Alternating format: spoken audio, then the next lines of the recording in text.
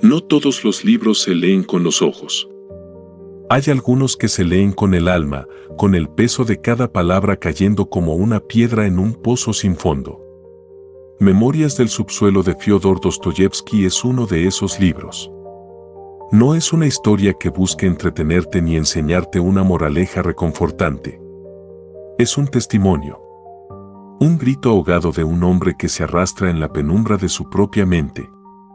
Y si te atreves a escuchar, si te atreves a mirar dentro, es posible que te encuentres con algo que no esperabas, contigo mismo. Dostoyevsky nos presenta a un hombre sin nombre. Un hombre que habita en las sombras, oculto, invisible, despreciado, pero no por la sociedad, sino por sí mismo. Un funcionario retirado que se encierra en una habitación húmeda y lúgubre, sumido en una espiral de pensamientos que se retuercen sobre sí mismos. No está loco, aunque lo parezca. No está triste, aunque lo sufra. Está demasiado consciente de su propia existencia, de su propia miseria. Y en esa lucidez cruel, en esa hiperconciencia, se encuentra su tragedia. La voz que nos habla desde el subsuelo es la de alguien que rechaza la razón, que se burla del progreso, que escupe sobre la idea de que el ser humano pueda ser predecible, calculable, moldeado por la lógica y la utilidad. No. El hombre, nos dice, es irracional por naturaleza. Se autodestruye aun cuando sabe que no debe hacerlo. Actúa en contra de su propio bienestar porque, en el fondo, le aterra la idea de ser un engranaje más en la maquinaria del mundo, una pieza predecible y reemplazable en una estructura que lo trasciende. No es solo una cuestión de orgullo o rebeldía, sino de la angustia existencial de saberse definido por leyes externas. ¿De qué sirve la felicidad si significa renunciar a la libertad, si implica seguir un guión escrito por otros? ¿De qué sirve el bienestar si está condicionado por un cálculo frío que ignora el torbellino de emociones, deseos y contradicciones que nos hacen humanos? Su discurso es errático, contradictorio. Primero se odia a sí mismo, luego se justifica, luego se vuelve a condenar.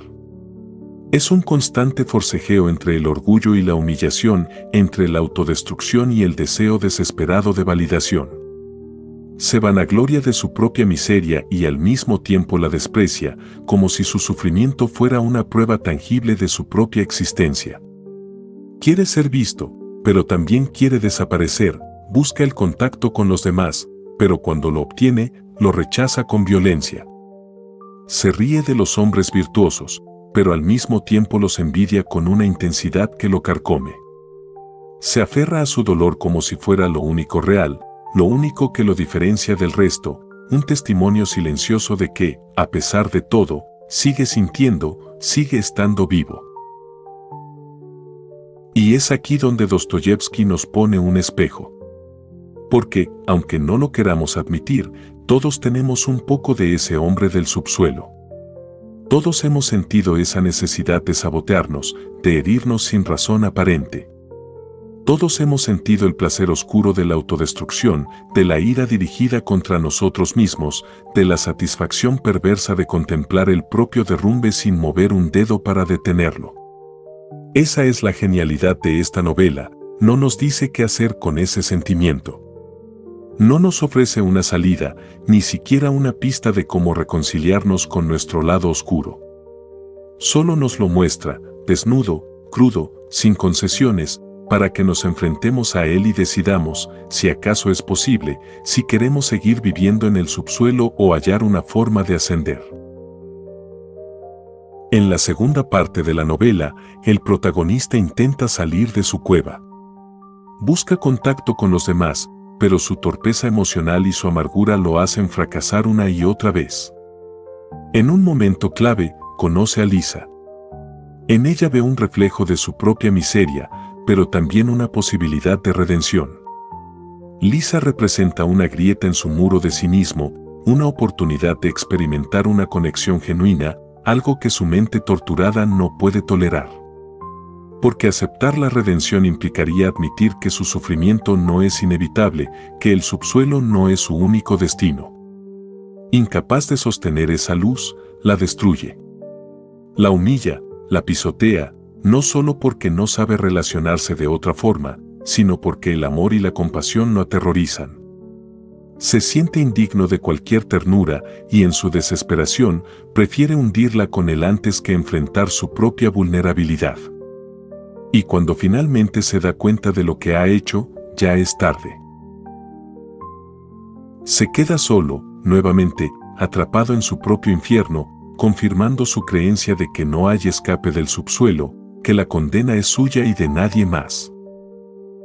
El subsuelo no es solo un espacio mental, sino un estado del alma. Un lugar en el que el individuo se encierra, convencido de que nadie podrá comprenderlo, de que su sufrimiento es único e intransferible. Pero, paradójicamente, esta sensación de aislamiento es compartida por muchos. En este punto, la novela nos obliga a preguntarnos, ¿cuántas veces hemos elegido el dolor solo porque nos resulta familiar?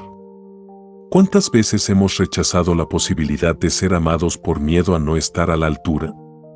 ¿Cuántas veces hemos preferido el cinismo antes que la esperanza, la burla antes que la honestidad? Memorias del subsuelo no es un libro que te diga lo que quieres escuchar. No te da respuestas, solo preguntas. No te ofrece consuelo, solo te despoja de cualquier ilusión que tengas sobre ti mismo. Es un descenso al rincón más oscuro del ser humano, donde las máscaras caen y queda solo la crudeza de la conciencia desnuda. Un lugar del que quizá no quieras saber nada, pero que, si eres honesto, reconocerás como propio.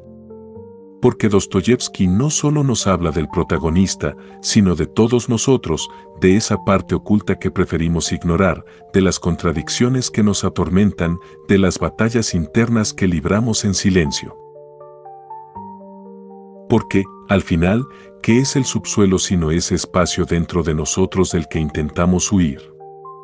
¿Esa voz que nos susurra cuando estamos solos? ¿Ese impulso de destruir lo que amamos, de burlarnos de la felicidad, de revolcarnos en el lodo solo para demostrar que seguimos siendo humanos?